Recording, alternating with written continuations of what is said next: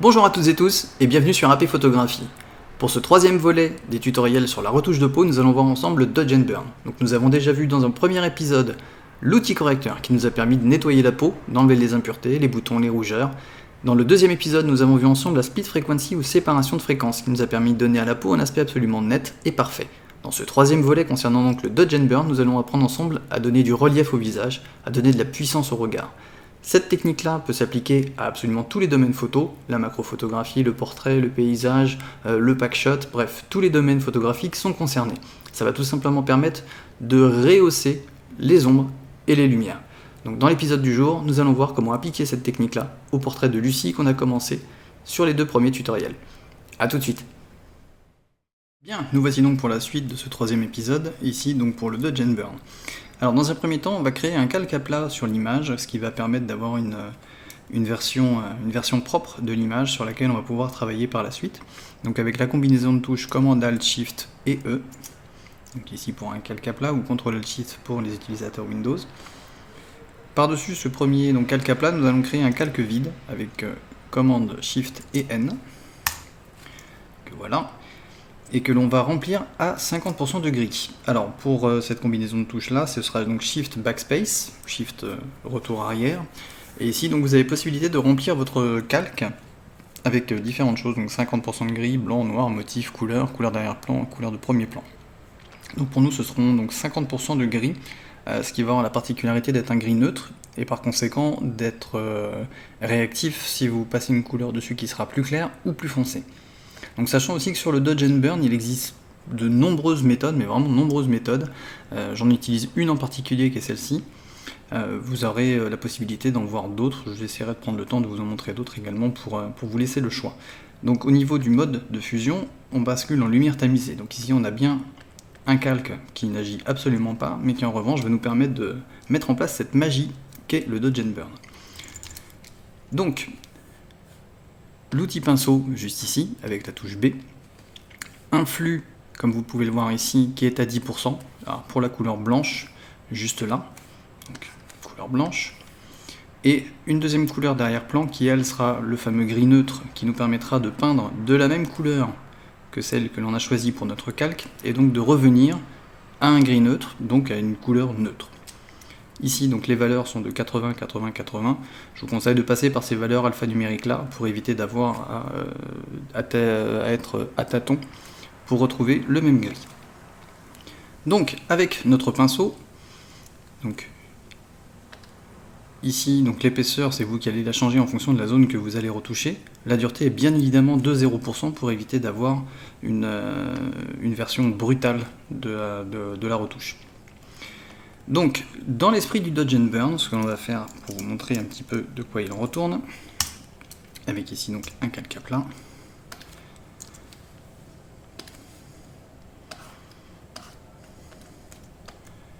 Donc pour le Dodge and Burn, comme je vous expliquais dans l'introduction, le but va être de rehausser les hautes et basses lumières, donc les ombres et les lumières. Sachant que ce que l'on considère comme lumière, c'est évidemment l'incidence lumineuse de votre source de lumière, que ce soit un flash ou une lumière naturelle, et qu'on va venir rehausser pour redonner du relief. Donc par exemple, pour les hautes lumières, nous avons ici une haute lumière là, nous avons un bout de haute lumière ici, également ici sur l'arête du nez, ici tout le long du nez également. Au niveau des yeux, donc je vous en parlais également en introduction, pour renforcer le regard, on a bel et bien une incidence lumineuse ici. Ici, ce que l'on appelle donc la catch light. La catch light étant donc l'incidence lumineuse de votre source de lumière, de votre flash. Donc ici, dû à un réflecteur. Et ici, donc l'octobox et l'inchrome, juste là et juste là. Donc pour continuer sur les sources, sur les endroits que nous allons retoucher aujourd'hui, donc nous avons une autre haute lumière ici. Une ici beaucoup plus douce mais présente, donc qui va former ce fameux triangle que l'on appelle le Rembrandt. Rembrandt étant donc un peintre hollandais qui avait la particularité de peindre ses modèles toujours dans les mêmes conditions lumineuses qui formaient donc ce fameux triangle sous l'œil, qui est ni plus ni moins dû à la forme du visage en triangle ici, la lumière arrivant de ce côté-là et venant se réfléchir ici sur un triangle. Autre partie sur laquelle on va pouvoir jouer sur le Dodge and Burn, sur les hautes lumières, ici sur le menton. ici bien évidemment sur la bouche, ici au niveau du front, ici, ici, également donc sur l'oreille. Ne pas oublier évidemment les oreilles qui sont une partie importante de l'anatomie et qui vont contribuer à l'aspect complet de votre retouche, pour ne pas s'arrêter uniquement à celle de facilité. Donc voilà en gros les incidences lumière que l'on a sur la prise de vue au départ et sur lesquelles on va jouer pour ce Dodge and Burn. On peut supprimer ce calque-là. Voilà. Donc ici on reprend bien la couleur blanche et notre pinceau à 10% de flux. Donc, par rapport aux endroits que l'on a sélectionnés tout à l'heure, on va tout simplement venir peindre de la couleur blanche par-dessus. Évidemment pas violemment, d'où le flux à 10% ici, mais ce qui va avoir donc la particularité de rehausser votre haute lumière. Donc si l'on prend ici l'arête du nez, on va venir tout simplement peindre ici par-dessus. Alors faites bien attention, ça c'est un conseil très important que je vous donne. Lorsque vous peignez par-dessus une haute lumière ou une ombre, bien veillez à ce que la taille de votre pinceau soit identique à celle de la zone que vous souhaitez retoucher. Pour la simple et bonne raison que si vous la faites trop large, ça va venir ici manger sur le côté de la haute lumière et du coup ne pas jouer sur la zone que vous souhaitez. Alors que vous voyez ici, ça joue bien exclusivement sur la zone que j'ai à souhaiter. Et non plus trop petit, parce que si vous le faites trop petit, ça va tout simplement vous faire, comme ici par exemple, un trait blanc au milieu qui n'aura rien à voir avec votre retouche. Donc veillez à bien adapter la taille de votre pinceau à la zone à retoucher. Ça c'est une notion très importante. Donc ici par exemple sur le coin de l'œil au niveau du maquillage. Hop. Donc également dans le Dodge and Burn, la particularité c'est que vous avez la possibilité, vu que c'est un calque, de modifier l'opacité de ce calque et de modifier à volo la partie qui vous paraîtrait trop claire ou pas assez ou trop foncée. Bref, les possibilités de retour en arrière sont assez nombreuses. Donc ici également sur la bouche. Là vous voyez ici j'ai été un petit peu trop généreux sur mon coup de pinceau, et ce qui fait que ça me crée une ombre une lumière plutôt qui elle n'existait pas. Donc toujours bien veiller à la taille du pinceau que vous allez utiliser.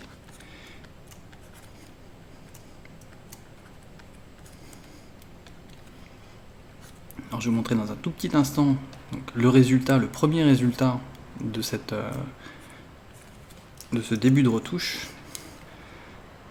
Donc ici, comme vous pouvez le voir, on a d'ores et déjà un visage qui commence à prendre un petit peu d'ampleur, un petit peu de caractère. Alors vous n'êtes pas obligé de travailler à 100% en permanence sur cette retouche-là, même si je vous conseille fortement de la faire à 100% dans sa majorité, dans la mesure où là c'est vraiment un travail de précision et sur lequel on va avoir donc une incidence directe sur l'aspect du portrait si vous n'êtes pas précis dans votre retouche. Donc ici également donc, sur la lèvre. Voilà, c'est ni plus ni moins que du coloriage, hein. C'est un coloriage un petit peu plus fin, sur lequel vous allez jouer donc, sur la puissance d'appui de votre tablette. Mais ça a vraiment cette importance-là. Ici, vous voyez, comme je vous disais, à 100%, on peut voir donc, ce genre de petits détails. Vous voyez ici un tout petit trait de lumière qui contribue, hein, ni plus ni moins, à l'aspect esthétique de votre image. Alors quand vous passez sur des grandes zones comme celle-ci, inutile de mettre un zoom à 100% et d'avoir un pinceau minuscule. Au contraire, dans la mesure où l'incidence lumière est assez grande, adaptez la taille du pinceau et votre zoom pour ne pas avoir une zone qui serait beaucoup plus large que votre écran.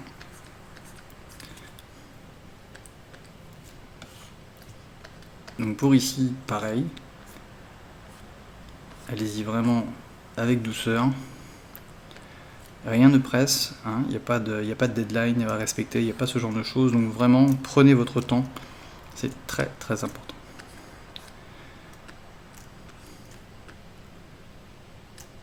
Ici, vous voyez ce petit contour au niveau de la bouche. Alors, il y a des hautes lumières qui sont présentes sur tous les portraits. Ça, c'est aussi une notion importante à connaître. Donc, ici, sur les ailettes du nez, il y aura toujours un petit peu de lumière. Ici, au-dessus de l'œil, en permanence aussi, qu'on a retrouvé ici, qu'on a retouché tout à l'heure. Également au coin des yeux. Donc voilà, ça fait partie des zones qui sont toujours à rehausser quand vous faites un dodge and burn. Déjà parce que ça va contribuer à l'aspect du regard et vous permettre de donner vraiment de la puissance à votre portrait. Voilà, donc là on le garde pour après. Donc ici, je vous en parlais tout à l'heure, donc juste au-dessus de l'œil, au-dessus du sourcil en règle générale aussi, toujours une prise de lumière, tout simplement dû à la forme du visage. Hein. C'est la forme du visage qui va influer sur l'aspect.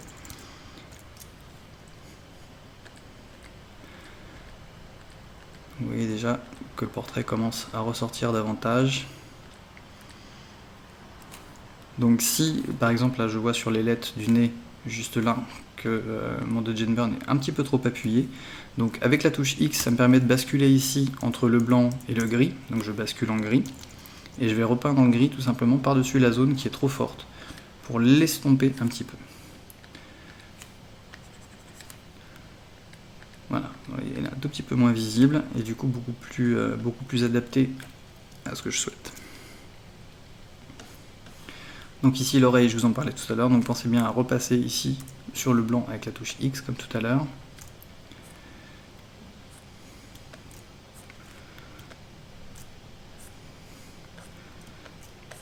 Donc ici quand vous êtes sur des zones qui sont hors focus, donc vraiment noyé dans la profondeur de champ, ne vous risquez pas à faire un pinceau trop fin, ça risque de vous donner un détail qui sera lui aussi très fin, et par conséquent de vous donner quelque chose qui lui paraîtra net, alors que la zone sur laquelle vous retouchez est elle floue. Donc n'hésitez pas ici, au contraire, à agrandir un tout petit peu votre pinceau par rapport à la zone à retoucher, ce qui vous permettra de respecter cette logique de profondeur de champ, qui est très très importante en photo. Je ne vous apprends rien.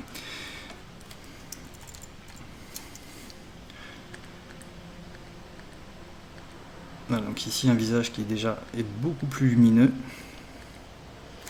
Voilà, donc vous avez évidemment la possibilité, là je ne vous l'ai pas montré parce qu'on va vraiment se concentrer sur le visage, mais vous avez évidemment la possibilité de le faire également sur les parties du corps, notamment je pense ici aux clavicules qui sont en règle générale des sources de lumière assez importantes à prendre en compte. Et voilà, tout ça fait partie également du process que vous aurez ensuite quand vous retoucherez des corps. Donc, vous voyez, à partir du moment où la haute lumière est déjà beaucoup plus mise en avant, on a quelque chose qui a un impact beaucoup plus fort. Ça c'est très très important. Donc ici on monte à 100% et on va s'attaquer à l'œil. Alors ce que je vous conseille c'est de faire un nouveau calque pour l'œil, puisque vous n'aurez pas forcément le même besoin de visibilité de vos calques sur l'œil et sur le visage. Donc ici on recommence la procédure de tout à l'heure en créant un nouveau calque. Donc commande Shift et N. Shift et Backspace pour le 50% de gris.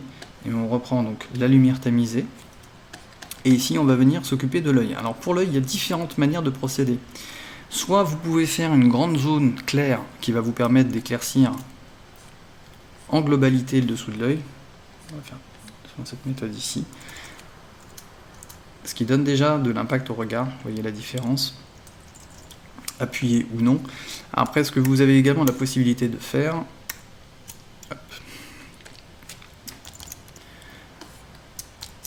c'est de respecter la forme tout simplement de l'iris.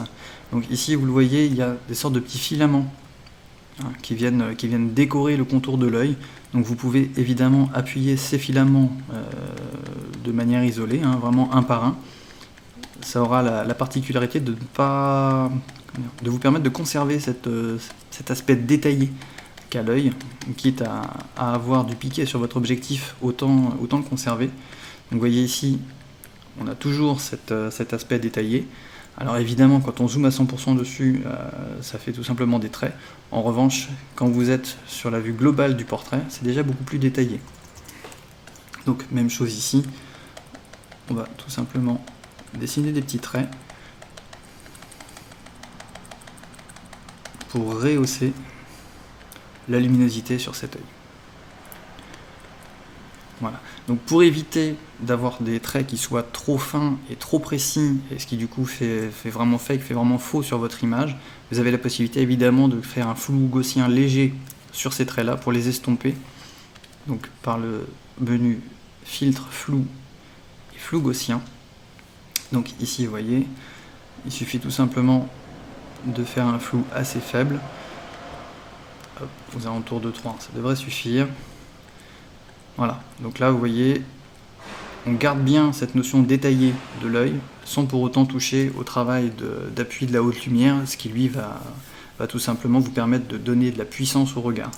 Donc si on le reprend dans son état d'origine, vous voyez la différence, le regard est un petit peu plus appuyé. Alors, vous avez la possibilité également d'appuyer davantage cet effet-là en dupliquant votre calque avec la touche commande J ou CTRL plus J. Voilà. Donc ici, la version de départ, une version un petit peu plus appuyée et encore plus appuyée. Vous voyez là, ça va mettre un tout petit peu trop. Celui-ci, on va pouvoir le supprimer.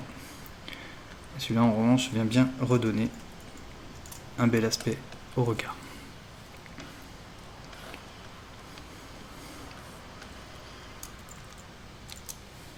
Voilà. Donc ensuite, nous allons passer au renforcement des ombres. Donc pour le renforcement des ombres, c'est exactement le même procédé. Donc un nouveau calque, commande Shift N. Shift et Backspace pour le remplir à 50% de gris, et on le passe toujours en lumière tamisée ici, au niveau de son mode de fusion. En revanche, la couleur par laquelle on va peindre, cette fois-ci, ce sera le noir. Donc le noir juste là. Pour le flux, vous allez pouvoir descendre davantage pour tout simplement avoir un impact moindre sur les ombres se colorant déjà beaucoup plus vite.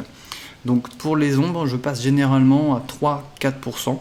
Donc vous avez possibilité de régler ici avec cette petite réglette là. Vous avez possibilité de régler ici également, ou tout simplement avec une combinaison de touches pour la modification du flux, c'est Shift et 0 plus le chiffre si vous souhaitez un chiffre en dessous des dizaines, donc 0,4. Ici 0,5, 0,6. Et ensuite, si vous tapez donc 5 ou 6, ça vous fait monter dans les dizaines, donc 50, 60. Donc pour nous, ce sera 0,4. Donc même chose, on garde notre pinceau tel qu'il était tout à l'heure, on monte au moins à 60%, voire 100%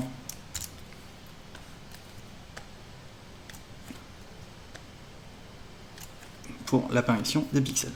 Voilà, donc ici, même procédé, on va venir donc peindre tout simplement par-dessus les zones d'ombre. Donc pour l'instant, c'est un travail qui est assez discret, mais vous allez voir que sur l'aspect final du fichier, ce sera vraiment beaucoup plus esthétique, beaucoup plus poignant.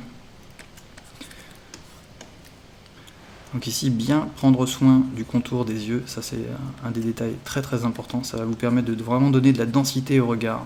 Vraiment, c'est quelque chose sur lequel j'insiste beaucoup, notamment sur mes propres portraits. Je ne sais pas si vous avez eu l'occasion de les regarder, mais voilà, j'attache énormément d'importance au regard, qui pour moi a une importance vraiment presque au-delà de l'expression de visage. La force du regard est très très importante. Donc ici, pareil, on va venir renforcer un petit peu les ombres du make-up. On renforce un petit peu également la couleur du sourcil, toujours pour donner un petit peu plus d'intensité. Donc là, vous voyez, ici, ce n'est pas réellement une ombre, c'est plutôt un effet dû au maquillage, même si la perte de luminosité ici est assez flagrante. Donc on va venir renforcer ceci. Donc toujours pareil, pour renforcer l'expression de regard.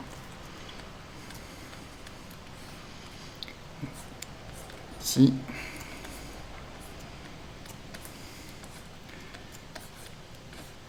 Hop. Ici également.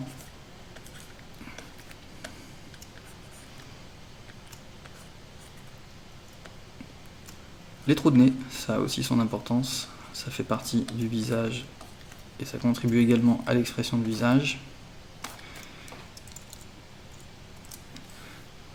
Donc, si vous le voyez, c'est un travail qui est tout aussi important que les hautes lumières, ce sont les ombres. Donc vous voyez là sur le nez par exemple, j'ai été trop appuyé.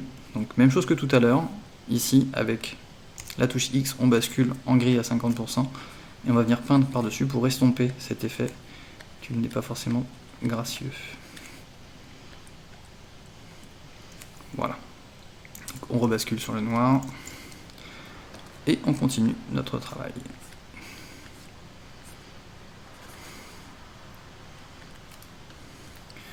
Voilà. Donc je vous avais parlé également pendant la séparation de fréquence ou split frequency, je vous avais parlé de l'importance de bien respecter les jeux d'ombre et de lumière qui sont présents naturellement sur le visage. C'est tout aussi vrai sur le Dodge and Burn, puisque si vous placez du blanc sur une ombre, ça va venir bien évidemment estomper cette ombre. Je vais vous montrer rapidement. Donc si on prend ici du blanc avec 10% de flux et que je le fais sur une zone d'ombre, vous allez voir que ça va tout simplement estomper l'ombre. Vous voyez ? Voilà. Donc ça permet également de faire le travail inverse, c'est-à-dire de rendre une ombre moins sombre ou de rendre une haute lumière moins vive. Voilà. Donc vous avez la possibilité d'utiliser le Dodge and Burn non seulement pour rehausser les hautes lumières et les basses lumières d'un portrait, mais vous pouvez également vous en servir pour estomper une ombre ou estomper une haute lumière. Donc ici cette petite ombre sous la bouche.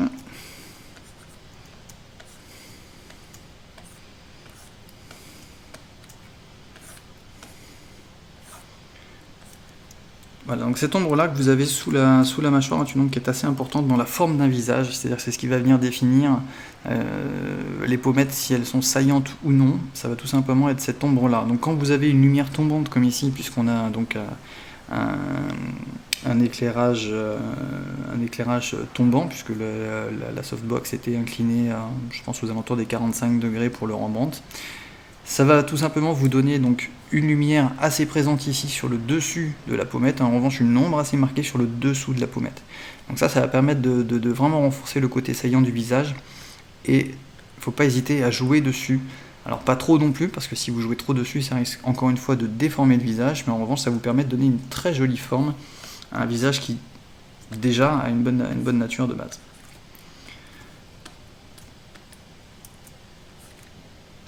Donc ne pas hésiter également à jouer sur l'opacité des calques par la suite.